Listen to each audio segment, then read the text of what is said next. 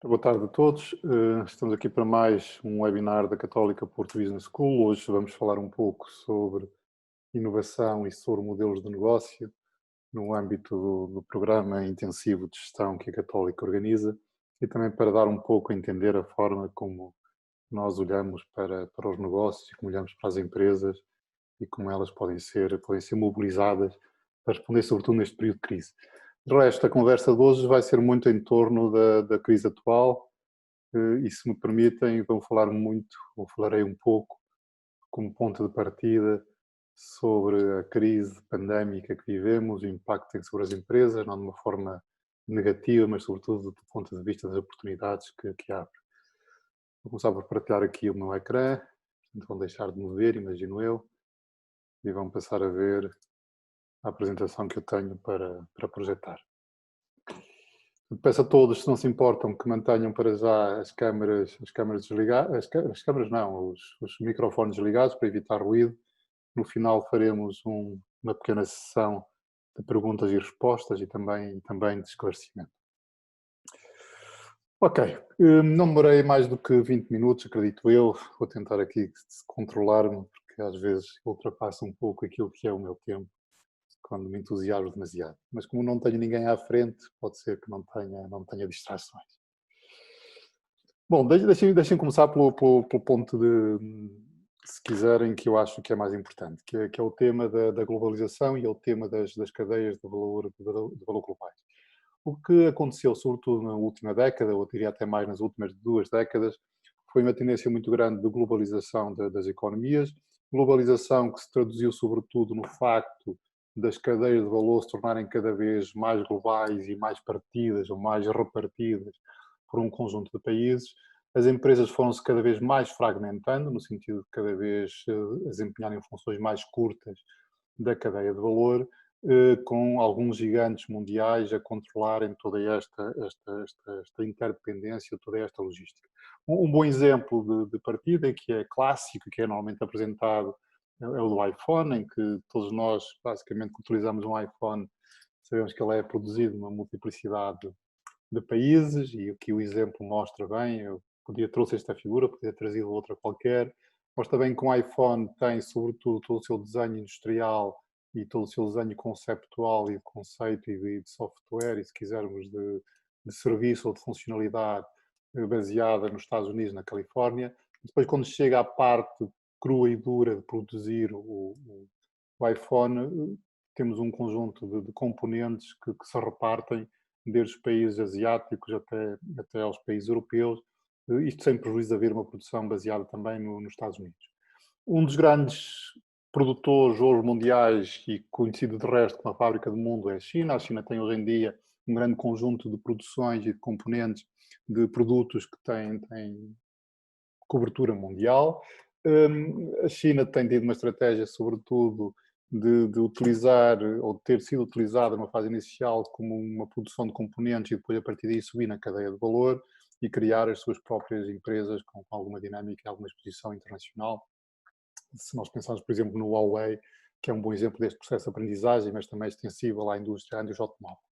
Mas o que eu pretendo ilustrar apenas com esta figura é que, de facto, hoje em dia as cadeias de valor globais são muito partidas. No caso do iPhone, ela é relativamente simples, mas o caso mais acabado, de resto, é da indústria automóvel, na qual as componentes que entram dentro de um carro, e aqui Portugal faz parte desta rede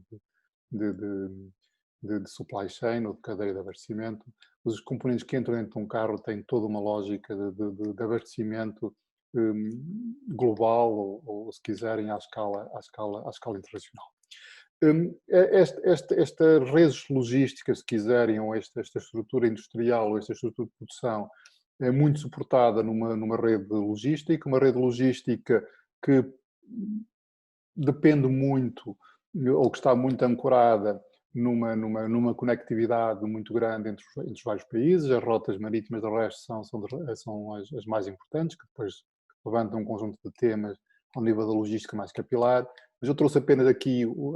as rotas marítimas por serem aquelas mais gritantes e nas quais o comércio internacional hoje em dia se suporta. E o que nós assistimos nos últimos anos foi uma mudança radical do modelo de transporte, desde a contentorização até o aparecimento de grandes navios porta-contentores, os pós-Panamax, que são navios de umas dimensões brutais, acima de 500 metros, e com milhares de contentores transportados, e que basicamente o que transportam mais de produtos acabados são componentes que se transitam, se quiserem, de fábrica em fábrica, até ser agregados num local final. E isto torna a rede logística uma rede logística que nos últimos anos beneficiou muito de interligações crescentes entre os países e, sobretudo, uma redução dos custos de transporte.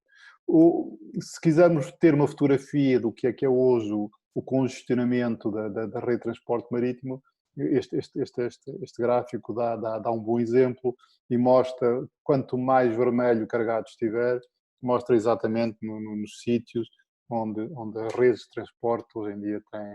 têm uma expressão muito... Transporte marítimo tem uma expressão muito significativa, em que os navios que circulam são em massas críticas apreciáveis. Reparem toda a densidade a vermelho que aparece nas rotas da China, depois reparem toda a densidade a vermelho que aparece aqui na Europa do Norte, onde estamos nos portos de Roterdão e de Hamburgo. Rotem depois aqui mais abaixo, toda a zona do Pacífico, na qual, e que depois envolve Singapura pelo meio, tem um grande conjunto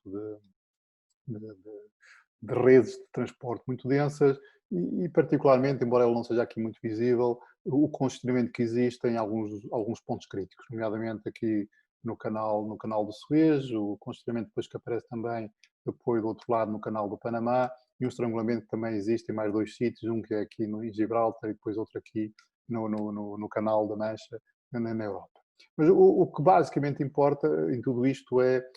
toda esta rede de transportes tem uma ligação oeste-oeste que é extremamente densa e que basicamente é um bocadinho aquilo que normalmente se chama One Belt, que é o cinto que rodeia todo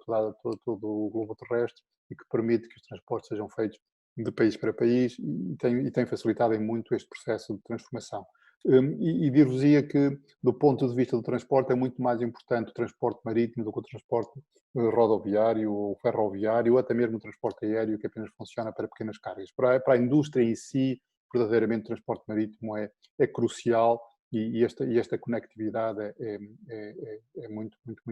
importante e muito central.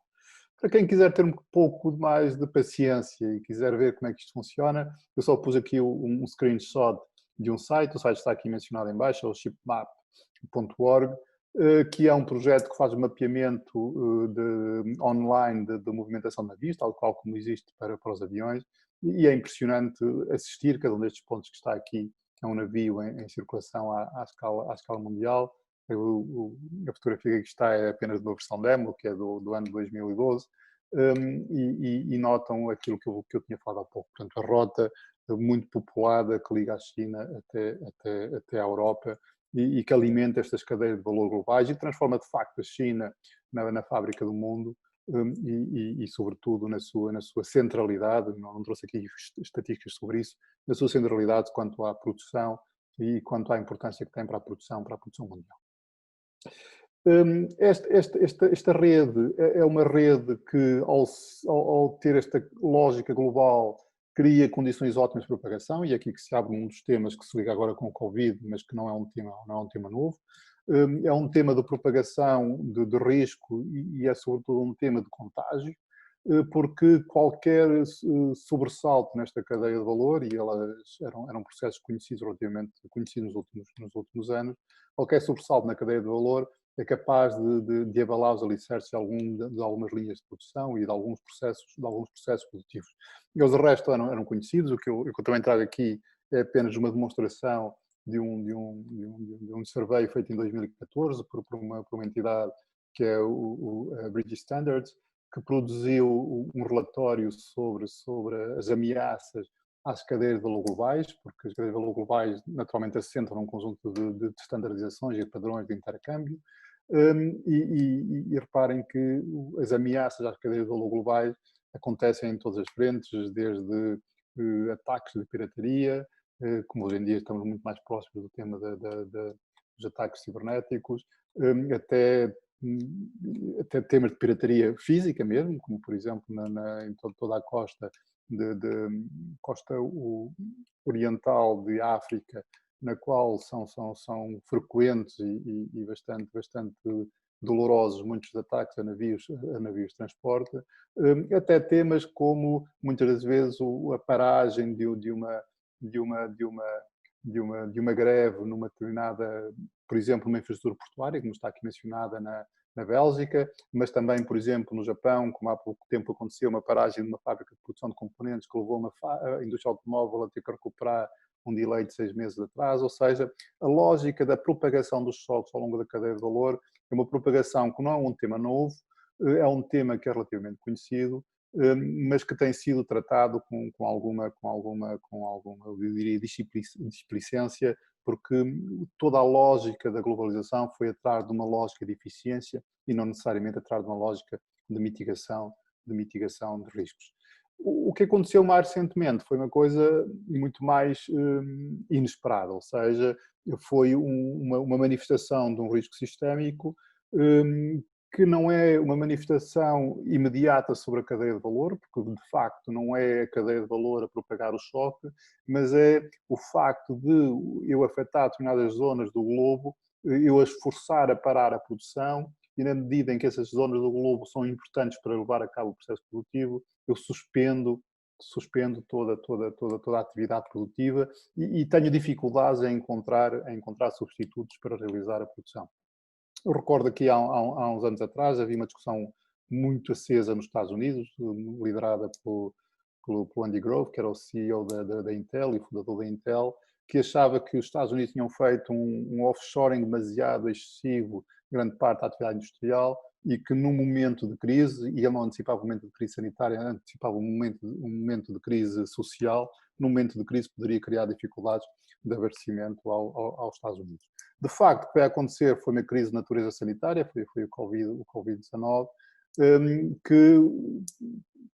por questões que se calhar não vale a pena estar aqui a discutir agora, por serem um pouco controversas, levou a que grande parte dos políticos encerrasse grande parte das atividades dentro dos países e tivesse criado à escala planetária um efeito de propagação que no nosso caso em particular se manifesta sobretudo na movimentação das pessoas que deixam de vir a Portugal para consumir, mas também afetou algumas das nossas cadeias de produção industriais, como por exemplo algumas empresas que se abasteciam no Oriente, nomeadamente em setores tradicionais, estou a pensar por exemplo nos têxteis, e que de repente ficaram paralisadas por falta de abastecimento de matérias-primas e noutros casos outras ficaram paralisadas por falta de capacidade de exportação, porque todo o processo de transporte associado ao transporte marítimo foi paralisado porque os portos pura e simplesmente fecharam por força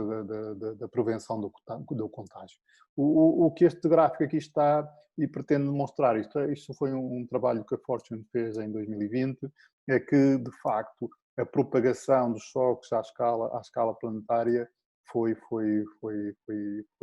brutal, e o que está aqui representado são apenas ligações aéreas, portanto são as ligações diretas do Wuhan na China, que considerado à altura e ainda hoje como o epicentro da crise, ou pelo menos desta crise sanitária, desta pandemia, que a maneira como ele se podia propagar às diferentes metrópoles ou às diferentes áreas económicas no mundo. E reparem como a necessidade de encerramento de alguns dos hubs de ligações tinha exatamente como efeito tentar prevenir que o contágio se pudesse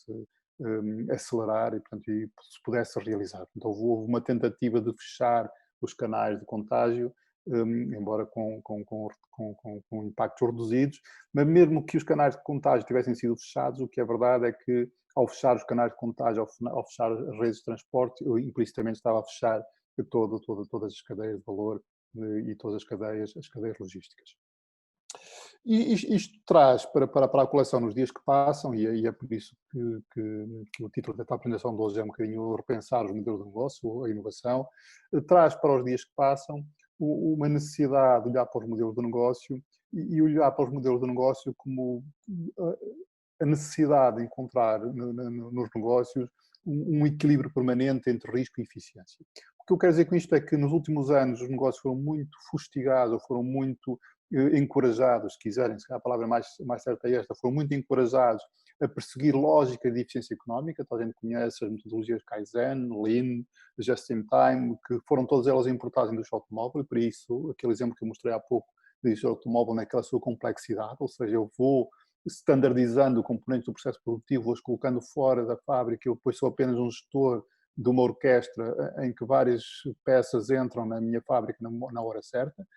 E para quem conhece a indústria automóvel sabe que numa indústria automóvel,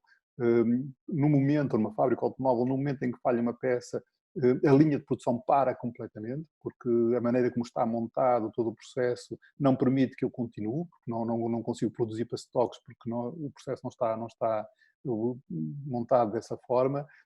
Isso colocou uma pressão brutal para que a máquina estivesse sempre a funcionar, sempre a rolar. Ou seja, quando a máquina para em alguma componente, os impactos que se propagam em cadeia e efeito dominó são brutais. O que do ponto de vista do risco do negócio é um aspecto que vale a pena equacionar. E por isso o que nós propusemos aqui na discussão de hoje, ou se quiserem na apresentação de hoje, era um pouco como é que a gente pode olhar para os negócios e como é que os pode perspectivar nesta lógica simultânea de eficiência e de risco que é necessário fazer, e de que forma é que as empresas podem de alguma forma progredir. Bom, e para isso a nossa ideia é que, e isto é o resultado de algum trabalho que a Católica tem vindo a fazer nos últimos anos com o setor empresarial, a nossa ideia é que basicamente quando nós olhamos para os negócios são basicamente duas componentes. São uma componente que eu chamaria ciclo de caixa, mas que verdadeiramente é o ciclo de produção, que é o quanto é que eu consigo, desde o momento em que as matérias-primas entram na fábrica até o momento em que os produtos saem fora da fábrica, quanto tempo é que eu preciso para produzir. Basicamente são os estoques que eu tenho em produção. E é este ciclo de caixa que está em permanente aperto do ponto de vista da exigência das pessoas, das empresas, dos investidores. Os investidores exigem às empresas basicamente a capacidade de produzir muito rapidamente com pouca acumulação de estoques, porque toda a acumulação de estoques é um consumo de capital, é um consumo de dinheiro que está de alguma forma ali parado até o produto ser vendido. E simultaneamente, uma fábrica é um processo tecnológico, ou se quiserem, é um processo produtivo que representa, se quiserem, um pouco em abstrato, um conjunto de funções. Ou seja, a empresa existe para produzir um conjunto de bens que são feitos de forma mais eficiente, feitos dentro de uma empresa, do que feitos individualmente, e por isso a empresa tem que ser capaz de desenhar e identificar processos tecnológicos que sejam suficientemente competitivos do ponto de vista da produtividade. Enquanto no ciclo de caixa, o capital circulante que está em causa é um processo de tempo, ou seja, quanto é que eu rapidamente consigo colocar o produto fora de casa, e portanto daí processos produtivos simples e não complexos para que o produto entre e saia rapidamente, um pouco a acumulação de estoques. No segundo caso que está em causa é como é que eu consigo dentro de uma fábrica produzir muito mais peças que qualquer um dos outros concorrentes, organizando melhor a produção que os outros, utilizando se calhar possivelmente processos produtivos com maior produtividade. No que diz respeito ao ciclo de caixa e no caso particular de Portugal, o que nós assistimos, e isto são dados estatísticos do setor empresarial português, o que nós assistimos é que, em média, a entrada em fábrica de matérias-primas até à saída de fábrica do produto para venda, e quando falo aqui de saída de fábrica não é necessariamente uma saída de produto final, pode ser uma saída de produtos em curso de fabrico, e grande parte das situações até é uma saída em curso de fabrico. O que é verdade é que estes 117 dias, que são o tempo que demora até que a empresa consiga transformar um produto, não equivalem necessariamente à componente financeira que lhe está associada, porque existe uma diferença, um delay entre o momento em que a matéria-prima entra em fábrica e o dia em que eu pago ao fornecedor. Eu só pago 65 dias depois, o que significaria, neste caso, que uma empresa, quando inicia a sua atividade, devia pensar assim: bom, durante os primeiros 65 dias não vou precisar de dinheiro, mas vou precisar de dinheiro no final do 65º dia, porque o fornecedor vou ter que lhe pagar e não posso atrasar os pagamentos. E a este propósito, só um parêntese, porque o que aconteceu com a crise do Covid foi que muitas das empresas, porque deixaram de ter caixa, e daí o tema do financiamento que foi necessário e a necessidade de negociar processos de financiamento de tesouraria, empresas que deixaram de ter dinheiro para pagar, a maneira mais fácil de resolverem o problema foi fazerem atrasos de pagamentos a fornecedores, e isto dá para perceber o efeito que tem em catadupa sobre as empresas, porque uma empresa, um fornecedor que deixa de receber, depois vai tentar propagar isso com o seu fornecedor a montante, a menos que tenha uma capacidade de amortecimento essa que significava ter um estoque financeiro. Isto levanta um tema do financiamento, que é um tema interessante e que poderia ser discutido, mas que não é o objetivo da conversa de hoje. O segundo aspecto é que, mesmo depois de eu pôr os produtos fora de casa, eu não recebo logo de imediato, ou seja, não surpreendentemente, o tempo que eu demoro a receber, e estamos a falar de valores médios em Portugal, o tempo que eu demoro a receber é sensivelmente igual ao tempo que eu demoro a pagar. E a razão porque isto é assim é porque isto é a representação média do setor empresarial português e, genericamente, umas fábricas são fornecedoras numa situação, são clientes na outra, e como tal, de um lado e do outro as coisas são relativamente equilibradas. O que significa que, de um modo geral, as empresas necessitam de financiar um ciclo de caixa, uma necessidade de dinheiro, porque eu, a partir do 65º dia, preciso de dinheiro que só vou receber 111 dias depois. Significa que eu vou precisar ter ali permanentemente um capital circulante que me permita alimentar este processo produtivo. Uma incapacidade de eu financiar este ciclo de caixa significa a falência do negócio. Mas, se eu tiver choques neste processo produtivo, e é aqui que nós queremos enfatizar, se eu tiver choques, por exemplo, no processo produtivo, porque de repente atrasei a produção, porque a matéria-prima demorou mais tempo a chegar na China, pensem, por exemplo, no caso do Covid, ou porque fiquei com estoques na fábrica, porque não vou conseguir exportar para a China em determinado momento, eu vou ter uma necessidade de financiamento muito mais alargada, necessidade de financiamento essa que eu necessito de responder de forma rápida. Pode ser no curto prazo, pedir a um banco um financiamento de curto prazo,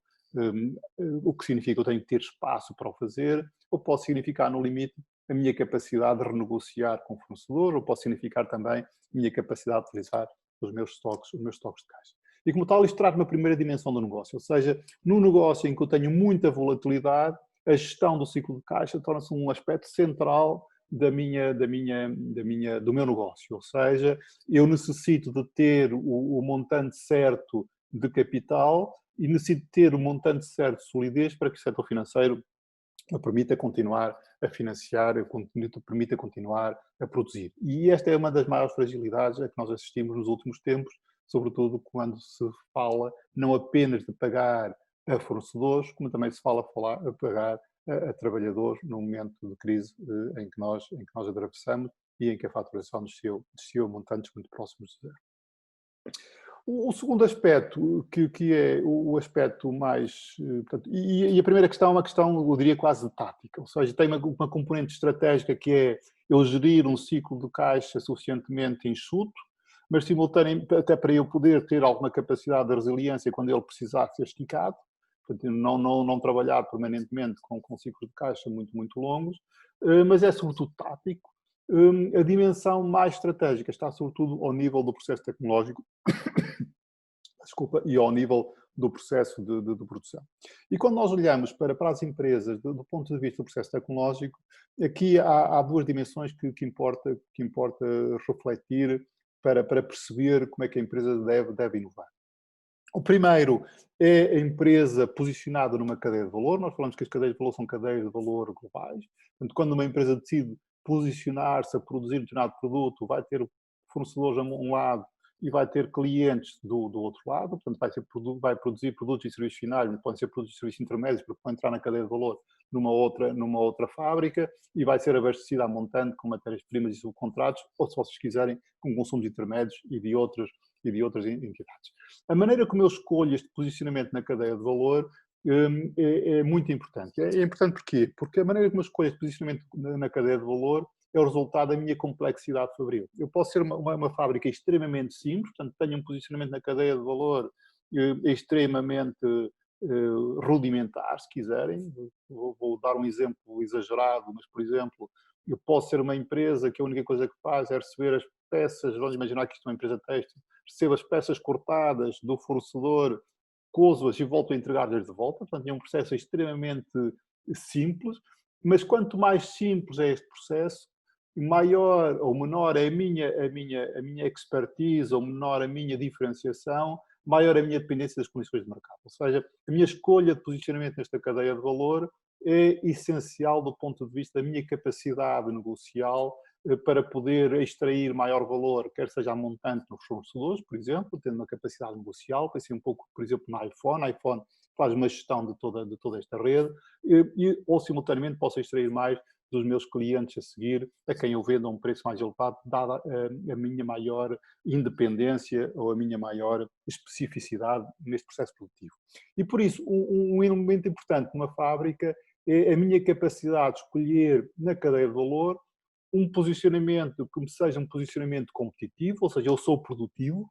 sou aquele que melhor faz, que faz mais peças ao melhor preço, mas também sou aquele que melhor faz aquilo que é dificilmente substituível. E nesse aspecto, este posicionamento na cadeia de valor é um balanceamento. Porquê? Porque quanto maior for o meu posicionamento na cadeia de valor, menor é a rapidez do meu processo produtivo, ou seja, quanto mais complexo for o meu processo, menor a rapidez do meu processo produtivo e o meu ciclo de caixa alarga-se e torna-se mais difícil de gerir e torna-se muito mais exposto a choques externos. Portanto, há aqui um trade-off que é necessário gerir. Naturalmente, este processo é um processo que não é feito de forma automática, ou seja, não existe a fábrica na qual eu tenho apenas a máquina, o engenheiro e o cão, como dizia o professor Alberto Castro, o meu professor de microeconomia, que diz que a fábrica do futuro só tem um engenheiro e um cão, e o engenheiro é para dar de comer ao cão. Basicamente é uma fábrica que só tem máquinas, mas de facto não há fábricas sem fato de trabalho, é maior ou menor a expressão. Portanto, quando nós falamos em inovação, a inovação não é necessariamente uma inovação tecnológica, tecnológica no sentido de novos equipamentos. A inovação pode ser uma inovação tecnológica do ponto de vista dos processos, ou seja, a maneira como o fato de trabalho faz toda esta coordenação. E não há dúvidas que o trabalho que eu preciso numa fábrica com um processo simples é um trabalho indiferenciado, que é sempre, por exemplo, no caso do turismo, é um trabalho relativamente indiferenciado, mas o trabalho que eu necessito numa fábrica mais complexa e com mais dimensões de elaboração do produto, porque tem design, porque tem elementos específicos de know-how que aprendeu e consegue desenhar produtos novos, porque tem diferenciação, porque aquilo que faz, por exemplo, no setor de alta costura consegue transpô-lo para novas indústrias, como por exemplo no setor automóvel. Estou a pensar, por exemplo, o que tem acontecido nos últimos tempos sobre renovação dos têxteis e entrada dos têxteis no setor automóvel, com exemplos também em Portugal. Há todo um fator de trabalho que está muito interrelacionado ou está muito dependente ou condicionado pela maneira como a empresa se posiciona nesse processo produtivo. E, finalmente, há um outro aspecto que eu ainda não mencionei, que é esta fábrica, para existir, necessita naturalmente de equipamentos e máquinas, portanto, que é, se vocês quiserem, o contraponto do fator trabalho no mercado de fatores. Uma visão um pouco economista, isto seria, por um lado, a empresa no mercado do produto, na visão horizontal, e a empresa no mercado de fatores, no eixo vertical, mas o que também é verdade é que quanto maior for a complexidade da empresa, de um modo geral, maior são as necessidades de capital. E a tradição ou a tendência é pensar que o capital necessita forçosamente de um acesso a mercados financeiros, e essa é uma visão que eu não tenho tempo hoje para explorar. Gostava de deixar a ideia de que é um bocadinho enviesada, porque de facto quando nós falamos em capital ao nível das empresas, o que nós normalmente estamos a falar é em capital produtivo, ou seja, equipamentos e máquinas que não se esgotam num único ciclo produtivo e que podem ser reutilizados até à exaustão durante a sua vida útil. E esta dimensão da empresa coloca a empresa perante uma lógica que é: eu, quando escolho um modelo de negócio, eu tenho que pensar nestes 4 mercados. Ou seja, como é que eu me vou relacionar com matérias-primas, com fornecedores, como é que eu me vou relacionar com clientes, como é que eu me vou relacionar com trabalhadores, como é que eu me vou relacionar com o capital ou com quem me dá acesso ao capital, e como é que eu encontro o balanço certo para desenhar o meu modelo de negócio. A ideia, de um modo geral, que pode ser tirada da dimensão financeira, não é a única perspectiva, mas é uma das perspectivas, e foi a que eu escolhi aqui hoje para vos apresentar, é que quando vocês olham para a empresa, o sucesso da empresa é medido pela capacidade dos produtos que eu vendo me gerarem uma remuneração, uma receita suficiente ou recursos suficientes para pagar a todos estes três fatores produtivos que eu utilizo. Ou seja, basicamente o que eu tenho aqui uma representação estilizada da demonstração de resultados de uma empresa, na qual as vendas de produtos e serviços finais vão me gerar receita suficiente para pagar às matérias-primas, ao trabalho e ao equipamento, o que significa que eu tenho que estar permanentemente aqui a olhar para várias dimensões. Tenho que olhar para a produtividade do fator produtivo, do trabalho, tenho que olhar para os preços de compra a que faço a matéria-prima, tenho que olhar para as taxas de utilização e os níveis de utilização dos equipamentos, já vou falar sobre isso daqui a pouco, e tenho que ser capaz, numa técnica de custeio, desenhar um pricing e que esse pricing seja capaz de ser vendido no mercado de produto final. Portanto, e por isso inovar e desenhar modelos de negócio significa permanentemente estar a tentar ajustar estes equilíbrios. Como é que as empresas portuguesas se desenrascam, se passa a expressão, nesta dimensão? Mais uma vez, utilizando os mesmos dados que eu já vos tinha falado antes, quando eu olho hoje para as empresas portuguesas, do modo geral, a maneira como repartem os seus recursos de vendas pelos vários fatores produtivos que aqui utilizam, eles aparecem assim veiculados. Compram matérias-primas e subsidiárias, ou seja, as compras de matérias-primas e subsidiárias representam cerca de 50% do preço de venda. Os subcontratos ou o outsourcing de serviços representam cerca de 22%, os trabalhadores ou o trabalho representa cerca de 13,6% e os financiadores e o mercado de capitais representam cerca de 12%. Ou seja, aquilo que eu tenho que pagar para utilizar capital, ou aquilo a quem me disponibiliza o capital, capital produtivo, é cerca de 12%. E a pergunta é, bom, mas já agora como é que são estes 12% repartidos? Estes 12% são pagos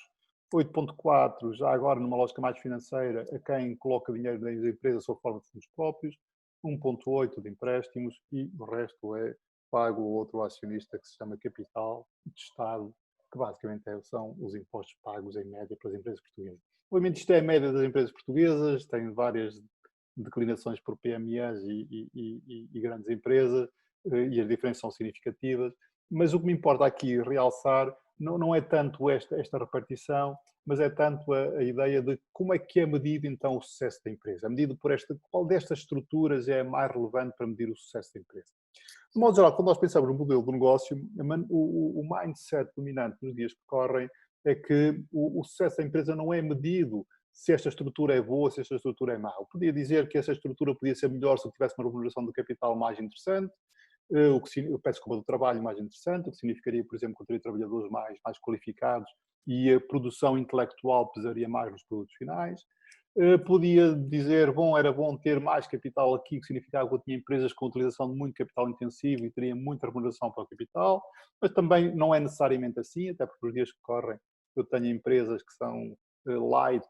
em termos de utilização de capital, tanto que se fala hoje em dia em capitalismo sem capital. Há um conjunto de empresas hoje em dia que podem desenvolver-se com a remuneração dos financiadores quase zero. Qualquer um de nós pode desenvolver uma app em casa e é um modelo de negócio de sucesso em que grande parte da remuneração nem é de fornecedor, nem é de serviços, é apenas trabalho. Ou seja, as componentes são muito diferenciadas.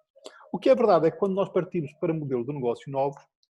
se o modelo de negócio tem uma componente de financiamento, que é uma componente importante, o que é mais relevante na discussão não é tanto esta composição, mas é mais o perceber como é que esta remuneração que eu deixo para o capital me vai permitir uma remuneração interessante para aqueles que me vão dar o dinheiro para financiar o negócio. Bom, e basicamente o que me importa a mim é, no final do dia, tentar perceber, bom, como é que compara então a minha capacidade de remunerar o capital, sendo que o capital que eu vou precisar é aquele que me vai permitir financiar a fábrica, portanto, os equipamentos, as máquinas, os edifícios, e é aquele que me vai permitir financiar o pocket money, o dinheiro que eu vou precisar para financiar o processo produtivo durante este período. E é esta relação que é a relação mais importante. Portanto, o sucesso de um bom desenho de negócio passa, sobretudo, pela minha capacidade de encontrar aqui este equilíbrio certo. Significa que, se eu não tiver uma boa rentabilidade do capital, das duas uma. Ou eu não estou a ser capaz de gerar receitas suficientes no numerador, que significa que estou a deixar pouco dinheiro para pagar a quem me entrega uma fábrica ou um edifício, ou, pelo contrário, se calhar tenho instalações excedentárias ou capacidade subutilizada no processo produtivo que eu não consigo rentabilizar, e vamos já ver a seguir que são dos grandes dramas das empresas portuguesas, ou eventualmente tenho uma má gestão no meu ciclo produtivo, ou seja, tenho muito pouca produtividade ao nível da minha rapidez com que eu sou capaz de produzir as matérias-primas e acaba, desculpa, transformar matérias-primas e acaba por acumular grandes estoques de armazém sem nunca conseguir faturar. Que é muito típico das empresas, que é eu produzo, os armazéns estão a abarrotar de produtos acabados ou matérias-primas, mas a capacidade para transformar isso em liquidez e voltar a injetá-lo no processo produtivo é uma capacidade relativamente reduzida. Portugal compara relativamente mal nesta dimensão. E eu só trouxe aqui um ou dois gráficos, não trouxe muitos até por uma questão de tempo, mas Portugal compara relativamente mal na dimensão da rentabilidade dos capitais próprios, também a rentabilidade dos capitais próprios na casa dos 7%, muito abaixo de países como a Áustria, a França, a Polónia, aparentemente acima da Alemanha, mas por razões que eu não vou aqui explicar, mas tem a ver com a estrutura de capitais de cada uma das empresas, mas não é um país que compara relativamente bem e as remunerações são relativamente reduzidas. São dados de 2015, são dados do período logo a seguir ao final da crise, mas digo-vos que a melhoria não é muito significativa se eu olhar para aquilo que são os resultados nos últimos anos.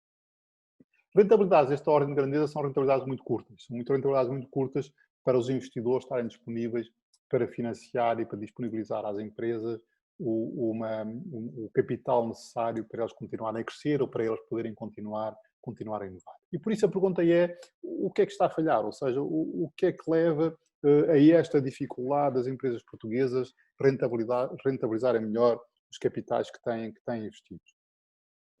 Deixem-me voltar a esta ideia, só para deixá-la clarificada, que é, se eu olhar para a empresa como o fundo de maneio e equipamento imobilizado, que era o que estava do lado esquerdo, que são os ativos que eu necessito de financiar, na realidade o que a empresa necessita é convencer um conjunto de financiadores, que são os acionistas e os credores, de que tem um modelo de negócio que é um modelo de negócio rentável e por essa via lhe consegue remunerar adequadamente os capitais. Mas na realidade, na prática, o que eu estou a dizer é que na realidade o que uma empresa necessita ser capaz de fazer é de convencer os seus financiadores de que, e eles não necessitam de ser os amigos, podem ser a escolha das melhores instituições financeiras, de que se o modelo de negócio é um modelo de negócio e um modelo de negócio adequado.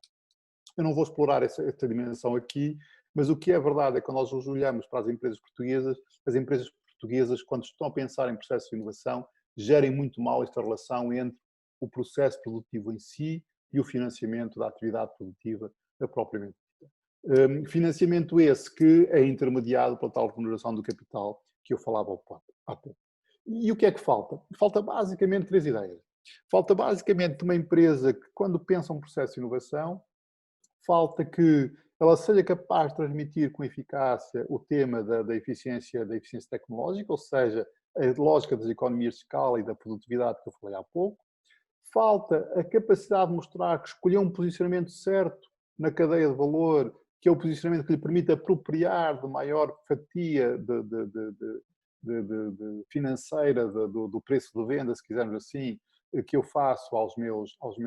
clientes, e a minha capacidade de adaptação, ou seja, eu não sou uma empresa apenas focada em produzir muito e rápido, mas sou uma empresa que estou permanentemente focada em aumentar a minha área de influência. Não quero ser uma empresa simples, quero ser uma empresa mais complexa e com capacidade para crescer, portanto, ultrapassar a barreira,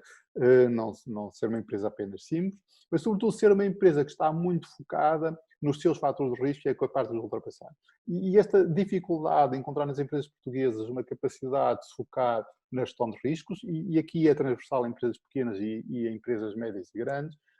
transforma-se depois nas grandes dificuldades que as empresas têm de acesso ao financiamento, não apenas porque o setor financeiro se torna ele muito, eu diria, resistente e pede todas as garantias e mais algumas, como seja quando eu tenho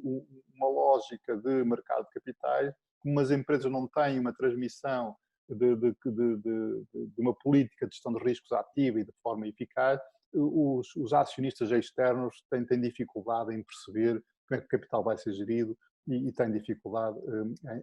em disponibilizar os seus recursos. Esta é, de resto, uma das razões pela qual o mercado de capitais em Portugal tem tido algumas dificuldades de crescimento, e mesmo agora, quando o governo anuncia de que vai desenvolver um conjunto de instrumentos que vão permitir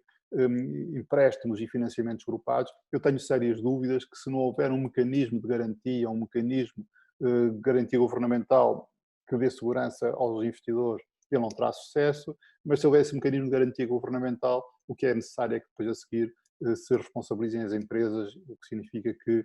terei que ter nas empresas também alguma capacidade de gestão de risco para evitar depois o incumprimento e as perdas a seguir que não são controladas. Portanto, há estas três dimensões importantes quando uma empresa se relaciona com o capital financeiro, admitindo que ele é o elemento central para eles desenvolver uma estratégia de inovação e de crescimento, não é a única, volto a repetir, há outras dimensões, eu só estou focado nesta,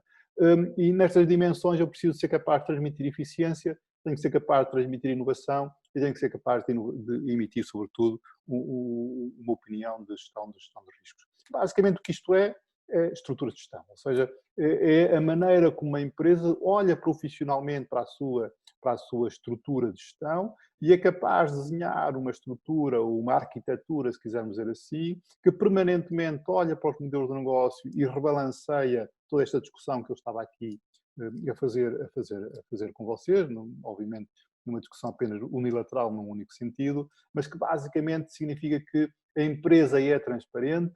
é responsável e consegue gerir da forma mais adequada os mercados financeiros a que quer aceder ou que quer alcançar. Eu vou-me dispensar de falar sobre este senhor que está aqui no slide, mas basicamente a única razão pela qual utilizei foi por uma razão apenas de pretexto, porque de facto quando nós olhamos para as empresas, e há uma série de estudos, eu vou apresentar aqui muito rapidamente 2 ou 3 slides com essa informação, o que é verdade é que as empresas têm práticas de gestão diferenciadas, portanto mais comprometidas com complexidade e menos comprometidas com complexidade, têm impactos brutais ao nível da produtividade. Ou seja, para eu poder ter melhor remuneração dos fatores produtivos, eu tenho que ter, primeiro de tudo, uma estrutura de gestão muito focada no modelo de negócio, muito capaz de perceber as operações, muito capaz de perceber a gestão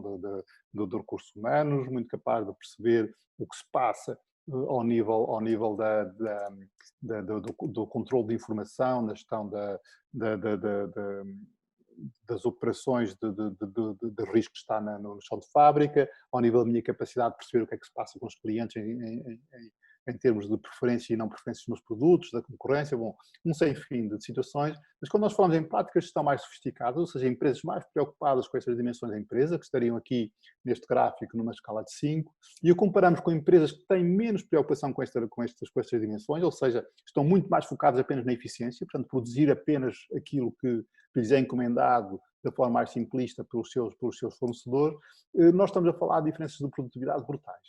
E a produtividade total do trabalho multiplica por 4 entre os dois extremos, e a produtividade total dos fatores, e não vou explicar o que isso significa, é um pouco mais complexo, multiplica por 2. Mas que genericamente o que significa é que se nós formos capazes de fazer passar as empresas do escalão inferior para o escalão superior, eu tenho aumentos de produtividade do trabalho, perdão, que me permitem remunerar melhor os trabalhadores e consigo remunerar também melhor o capital, porque aumenta a produtividade total de tudo o resto. Portugal, como vos tinha falado há pouco, o reflexo da pouca rentabilidade é o reflexo desta falta de práticas de gestão sofisticadas. Tem várias explicações, não vou entrar aqui em detalhes, mas a maior explicação de tudo isto tem a ver com o facto de as empresas portuguesas serem maioritariamente empresas de muito pequena dimensão. Porque quando nós comparamos as empresas portuguesas com empresas internacionais, a diferença não é significativa. Ou seja, o que está aqui do lado esquerdo neste gráfico é a classificação das práticas de gestão numa escala de 1 a 5 para as empresas portuguesas. Do lado direito é o que se passa com as empresas de gestão, com as práticas de gestão em empresas de 1 a 5 para empresas de um painel internacional. E reparem que os dois gráficos são quase iguais, não há grande diferença. E por isso perguntei, bom, mas se Portugal compara mal, como está aqui neste gráfico, o que é que se passa de facto? O que se passa de facto é que Portugal compara mal porque a preponderância de empresas que estão no bottom line deste gráfico é muito maior do que está do lado direito. Ou seja, as empresas portuguesas têm dificuldade em sair das suas fases iniciais de inovação e, a partir de determinada altura, crescerem e serem capazes de afirmar em termos de ganhos de produtividade. O que significa, do ponto de vista genérico, quando nós pensamos em empresas e a inovação, o tema da capitalização, acesso aos mercados de capitais é secundário. E era aqui que eu queria chegar. Apesar de, um modo geral, nossa dimensão das empresas, a nossa visão das empresas, a visão do sucesso das empresas, ser uma visão de que uma empresa é bem sucedida se for capaz de rentabilizar o capital, gerar lucros para os seus acionistas e para os seus investidores, inclusive para os seus credores. O que é verdade é que essa maximização da remuneração só acontece depois da empresa conseguir ser capaz de mostrar que, do ponto de vista real, é uma empresa com sucesso e que tem que ser capaz de identificar e balancear os interesses dos vários stakeholders. Portanto, a questão da capitalização, mais de uma capitalização financeira, é uma capitalização de recursos humanos, uma capitalização da gestão, ou seja, genericamente, a empresa é uma história que é vendida a financiadores, uma história que é uma história consistente, é uma história transparente e a empresa é um aproveitamento, se quiserem, de uma forma um pouco, já em jeito de conclusão, um pouco jocosa, um aproveitamento dos mercados financeiros no seu próprio interesse. Um pouco na boa maneira do ditado alentejano, só se for por interesse, porque eu não tenho amor nenhum. E com isto eu termino a minha apresentação sobre o que é que significa hoje em dia, o que é que pode ser uma visão sobre inovar nos modelos de negócio. Aproveito também para deixar a situação, o espaço aberto para perguntas e questões que me queiram colocar. Sei que fui um bocadinho abrangente e fui um bocadinho longo na apresentação, mais do que contava, mais do que os 20 minutos que prometi, mas é o costume. E que há aqui muitos temas que ficaram abertos, portanto, isto foi sobretudo uma visão muito genérica, porque também quis introduzir um pouco aquilo que é a nossa ideia do curso intensivo de gestão, que é dar às pessoas as ferramentas para ajudar a perceber este negócio nesta dimensão. E quer eu, quer a Margarida Mota, que também já está operacional aqui online, estamos disponíveis para questões, quer sobre o curso, no caso da Margarida, quer sobre esta apresentação, no meu caso, se assim o entender. Muito obrigado por me terem ouvido. E passo a palavra à Margarida. Obrigada, professor. Olá, muito boa tarde a todos. Meu nome é Margarida Mota, eu acompanho aqui o Programa Intensivo de Gestão e gostaria de apresentar a nossa disponibilidade para esclarecer eventuais questões ou para agendar uma reunião presencial ou via Zoom com qualquer interessado aqui no nosso programa. Temos aqui uma questão de um dos nossos participantes que nos coloca de quando iniciará este programa. Portanto, a próxima edição, a 21ª edição do Programa Intensivo de Gestão está previsto para outubro, decorrendo até fevereiro de 2021. É um programa com uma cadência quinzenal, com aulas à quinta-feira ao final do dia, à sexta-feira todo o dia e ao sábado de manhã. As inscrições para este programa já estão abertas e, portanto, caso tenham interesse, poderão contactar-nos através do nosso site, ou e-mail, ou vindo aqui à nossa escola para submeter a vossa candidatura. Temos também aqui uma outra questão relativamente à formação de base exigida para que um participante possa frequentar este programa. Este programa não implica que haja uma licenciatura de base nas áreas da gestão ou mesmo noutras áreas. O objetivo é dar aqui uma visão estratégica da gestão, com alguns hot topics selecionados desta temática, e por isso poderão ser analisadas diversas candidaturas, desde que exista uma experiência prévia profissional. Por fim, temos também aqui uma questão a confirmar se o programa irá arrancar em formato presencial, e tudo nos leva a crer que sim. Se não, a escola terá sempre aqui formas de criar modelos híbridos ou transitar para o online caso seja necessário. Eram aqui algumas das questões mais técnicas que nos estavam aqui alguns participantes a colocar. Da minha parte, resta-me apresentar mais uma vez a disponibilidade para conversarmos com maior detalhe, agradecer ao professor Álvaro Nascimento pela sua apresentação e esperar rever-vos nos próximos webinars da nossa escola. Não sei, professor, se tem mais alguma questão que queira referir. Obrigado, Margarida. Eu estou disponível se alguém quiser interagir ou fazer alguma questão ou algum tema. Eu sei que a apresentação foi suficientemente genérica para deixar muitas dúvidas, seguramente, mas a ideia era deixar-vos, se vocês quiserem, a espinha dorsal do que é a nossa abordagem no programa intensivo de gestão. O que eu vos apresentei aqui foi um pouco a maneira como nós podemos perspectivar os problemas e como é que a gente os aborda depois do ponto de vista do programa ao longo das 6 semanas em que ele decorre, porque são 6 tópicos. Começa exatamente com a visão genérica da empresa que eu já apresentei aqui hoje, com outro grau de detalhe e com outro grau de informação, e que depois abre para ajudar a pensar ou explorar um conjunto de ferramentas sobre, desde logo, o que é um posicionamento estratégico da empresa, o que é uma campanha de marketing, como é que ela funciona, o que é que significa gerir operações e como é que se ganha eficiência e produtividade e como é que a eficiência tem um trade-off de riscos, como é que a gente mede financeiramente os ganhos e as perdas, como é que se faz a inovação num processo desta natureza, ou seja, como é que eu giro as pessoas e motivo as pessoas para fazerem processos de liderança e processos de mudança, e como é que eu consigo gerir na empresa uma tendência de mudança para o crescimento, sobretudo em momentos de mudança. Porque o que está acontecendo nos últimos anos é que as empresas têm tido uma mudança muito significativa, ou seja, de até hoje a estratégia era sempre muito vista na lógica do consumidor, ou seja, eu tenho uma proposta de valor para satisfazer o consumidor, a ideia que o consumidor é rei. O que está a acontecer nos dias mais recentes, ou nos últimos tempos, é que cada vez mais nós temos uma dimensão de estratégia baseada naquilo que eu poderia chamar a visão dos stakeholders ou a visão da rede. Ou seja, a empresa é um ponto de uma rede, que foi aquilo que eu tentei dar a nota logo no início, quando dei a ideia de que as cadeias de valor são globais. As empresas fazem parte de uma rede e a interação dessa rede hoje em dia é uma interação muito dinâmica, e aquilo que era a dominância do setor financeiro e, se vocês quiserem, do proprietário e do gestor na empresa, hoje em dia está a ser muito questionada e tem metodologias completamente diferentes. Como eu falava há pouco, deixamos de ter capital, passamos a ter empresas sem capital cada vez mais,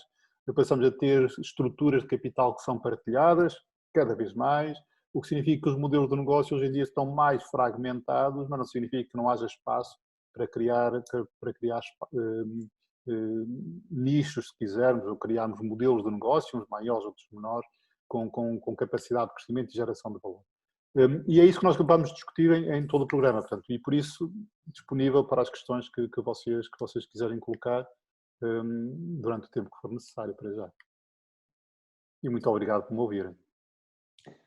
Professor, peço desculpa, as questões neste formato webinar funcionam através de chat e não por questões que os participantes possam colocar. De momento, as questões que tínhamos mais técnicas relativamente ao programa, julgo que já as respondemos. Por isso, julgo que temos aqui uma nova questão. Ok. Peço desculpa.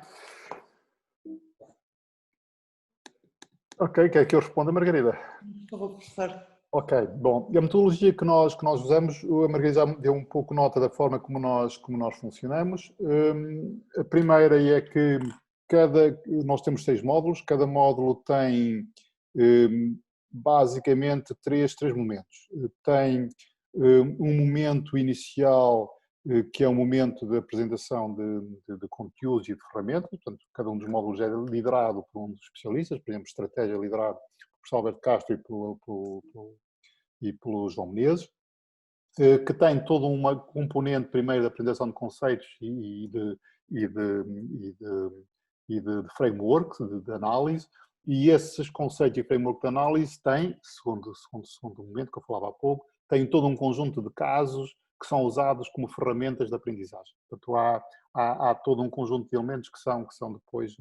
utilizados para esse efeito. E há um terceiro momento, que é o que nós chamamos o momento do follow-up, em que nós convidamos as pessoas que frequentam o curso a fazerem duas coisas. Primeiro, a refletirem sobre casos que são de estudo e discussão, que são colocados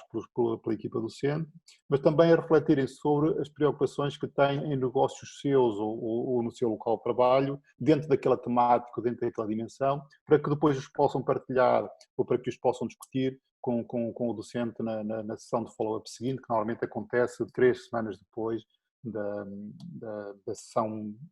propriamente dita, ou seja, há uma sexta e um sábado em que há uma aula de estratégia e 3 semanas depois, numa quinta-feira, que é o que nós chamamos o follow-up, há uma sessão de final de dia em que se discutem, que basicamente é uma aula aberta de discussão de problemas, quer dos casos, quer de casos concretos das pessoas,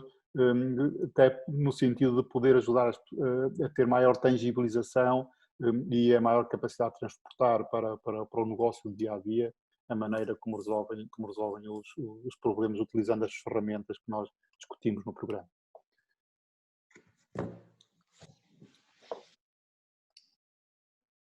Muito bem, julgo que não temos mais questões. Ok. Obrigada a todos por estarem presentes. Obrigada, professor. Muito obrigado, Margarida. E é só avisar que este webinar ficará disponível, gravado no nosso canal de YouTube, para que possam revisitar os temas de que hoje falamos. Muito obrigada, professor. Boa tarde. Ok, muito obrigado. Boa tarde a todos.